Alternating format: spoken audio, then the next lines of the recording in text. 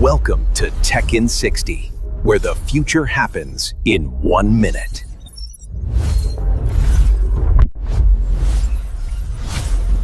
What if your smartphone became a pair of glasses? AI glasses can place information directly in front of your eyes. No more constantly looking down at a screen.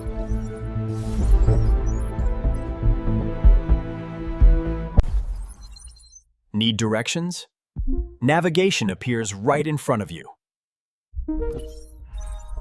Comment allez-vous aujourd'hui? أنا بخير شكرا لك. Wama Darank, je suis ravi de l'entendre.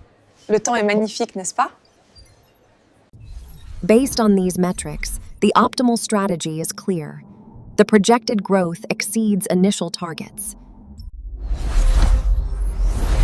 Many tech companies believe smart glasses are the next computing platform. But there are still challenges, including battery life and privacy concerns. So will smartphones disappear? Maybe not today. But the future is closer than you think.